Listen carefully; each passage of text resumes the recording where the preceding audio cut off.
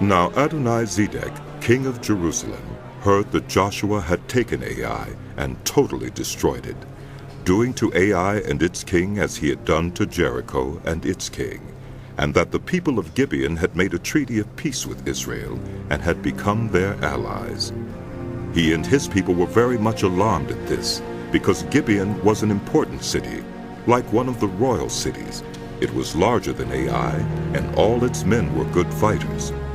So Adoni-Zedek, king of Jerusalem, appealed to Hoham, king of Hebron, Piram, king of Jarmuth, Japhia, king of Lachish, and Debir, king of Eglon.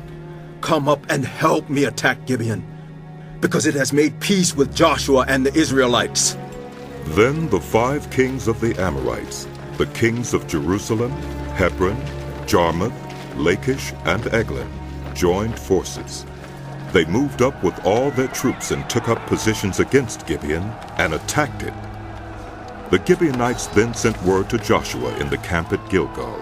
Do not abandon your servants. Come up to us quickly and save us. Help us, because all the Amorite kings from the hill country have joined forces against us. So Joshua marched up from Gilgal with his entire army, including all the best fighting men. The Lord said to Joshua, Do not be afraid of them. I have given them into your hand. Not one of them will be able to withstand you. After an all-night march from Gilgal, Joshua took them by surprise. The Lord threw them into confusion before Israel, so Joshua and the Israelites defeated them completely at Gibeon. Israel pursued them along the road going up to Beth-horon and cut them down all the way to Azekah and Makkedah. As they fled before Israel on the road down from Beth-horon to Azekah, the Lord hurled large hailstones down on them, and more of them died from the hail than were killed by the swords of the Israelites. On the day the Lord gave the Amorites over to Israel, Joshua said to the Lord in the presence of Israel, Sun, stand still over Gibeon, and you, moon, over the valley of Ajalon. So the sun stood still, and the moon stopped, till the nation avenged itself on its enemies, as it is written in the book of Jasher. The sun stopped in the middle of the sky and delayed going down about a full day. There has never been a day like it before or since, a day when the Lord listened to a human being. Surely the Lord was fighting for Israel. Then Joshua returned with all Israel to the camp at Gilgal. Now the 5 kings had fled and hidden in the cave at Makkedah. When Joshua was told that the 5 kings had been found hiding in the cave at Makkedah, he said, Roll large rocks up to the mouth of the cave, and post some guards there. But don't stop. Pursue your enemies. Attack them from the rear, and don't let them reach their cities. For the Lord your God has given them into your hand. So Joshua and the Israelites defeated them completely, but a few survivors managed to reach their fortified cities.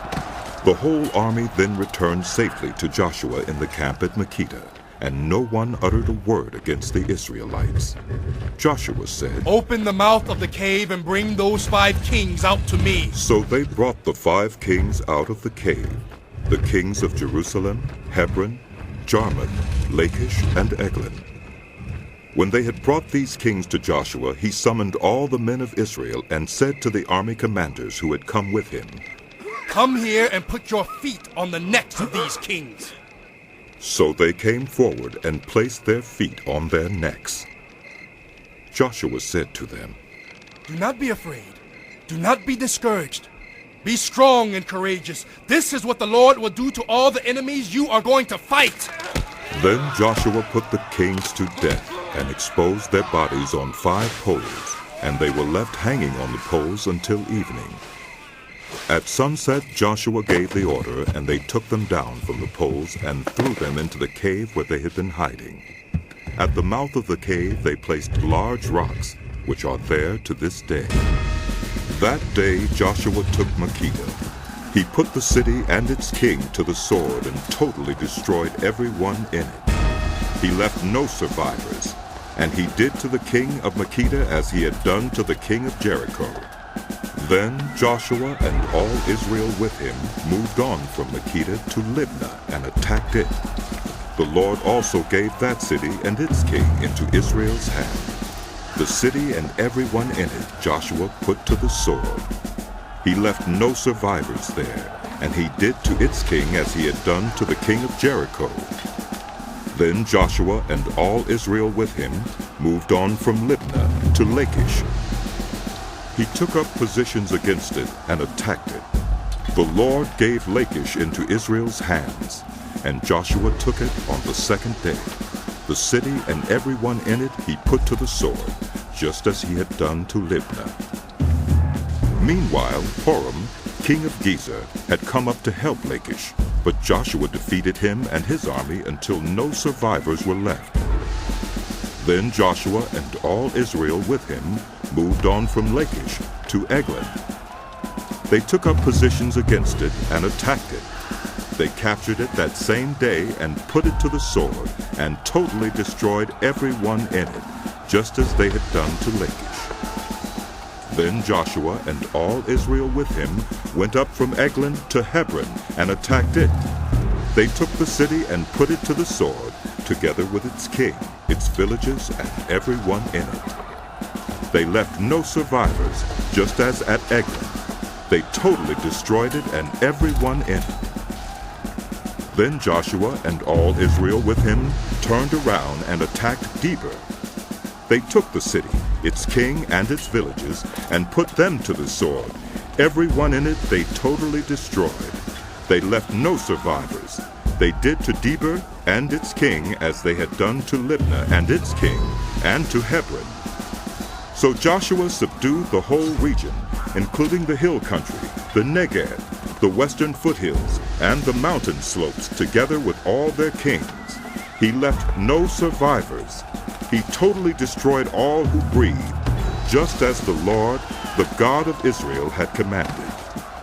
Joshua subdued them from Kadesh Barnea to Gaza, and from the whole region of Goshen to Gibeon.